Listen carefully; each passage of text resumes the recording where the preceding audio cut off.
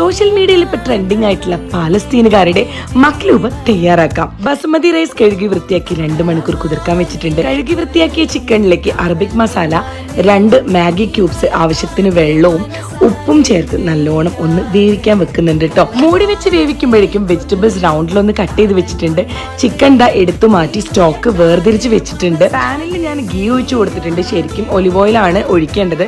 നമ്മൾ കട്ട് ചെയ്ത് വെച്ചിട്ടുള്ള വെജീസ് ഓരോന്നായിട്ടൊന്ന് വാട്ടിയെടുക്കുന്നുണ്ട്. 5-8 വെളുത്തുള്ളിയും ചേർത്ത് കൊടുക്കുന്നുണ്ട്. വേവിച്ച് വെച്ച ചിക്കനിലേക്ക് 1.5 സ്പൂൺ കാശ്മീരി മുളക് പൊടി, 1/2 സ്പൂൺ ഗരം മസാല, ചെറുനാരങ്ങ നീരും ചേർത്ത് മാറ്റി വെക്കാം. വെജിറ്റബിൾസ് ഒന്ന് സോട്ട് ചെയ്ത് കഴിഞ്ഞാൽ നമ്മുടെ ചിക്കനും കൂടെ ഒന്ന് ഷാലോ ഫ്രൈ ചെയ്തെടുക്കുക. റൈസ് ഉണ്ടാക്കാനായിട്ട് പാനിന്റെ ഏറ്റവും അടിയിൽ വെജിറ്റബിൾസ്, അതിന്റെ മുകളിൽ ചിക്കൻ, അതിന്റെ മുകളിൽ റൈസ് ഇട്ട് ലെയർ ചെയ്ത് കൊടുക്കുക. മാറ്റിവെച്ച ആ ചിക്കന്റെ സ്റ്റോക്കും കുറച്ച് വെള്ളമൂടെ ചേർത്തിട്ട് കുറച്ച് കുരുമുളകിന്റെ മണിയും പെരുംജീരകവും ചേർത്ത് മൂടി വെച്ച് അങ്ങോട്ട് വേവിക്കുക. എന്ത് കഴിയുമ്പോൾ മൂടി തുറക്കുമ്പോൾ കിഡ്ലൻ സ്മെല്ലാണ്.